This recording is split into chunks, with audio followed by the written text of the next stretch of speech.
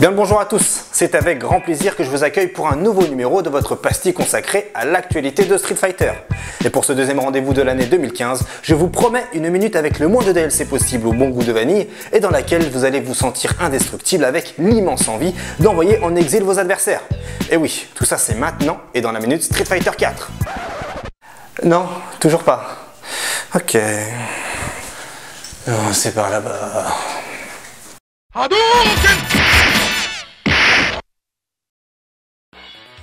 On commence cette minute avec une belle rétrospective de toutes ces années sous la licence Street Fighter 4 et notamment notre top 3 des infinis possibles dans le jeu et toutes versions confondues. Numéro 3. À l'époque où il était encore considéré comme la terreur des tournois consoles puis des salles d'arcade japonaises lors de la sortie de Super Street Fighter 4, Fei Long possédait un infini qui fut stoppé net lors d'une mise à jour datant de juin 2010, qui ajoutait par la même occasion le mode tournoi. Numéro 2. On est loin ici de l'infini le plus compliqué de la Terre à réaliser et pourtant Capcom l'a fait. Infini surnommé le bouton de la mort, comme son nom l'indique, un seul bouton suffit pour tuer. Voyez cela par vous-même. Numéro 1. Découvert dans la première version de Street Fighter 4 et toujours présent aujourd'hui, Abel et son infini du coup de savate chirurgical est certes devenu au fil du temps plus compliqué à réaliser, mais toujours jouissif lorsque celui-ci est placé par un humain ou un bot, comme dans cette vidéo. Wait!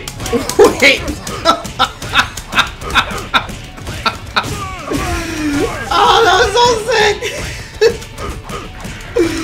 What is going on?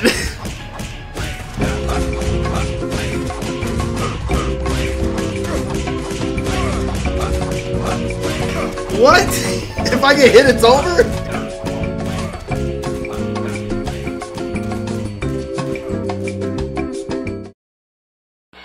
Le 31 janvier 2015 est la date à retenir.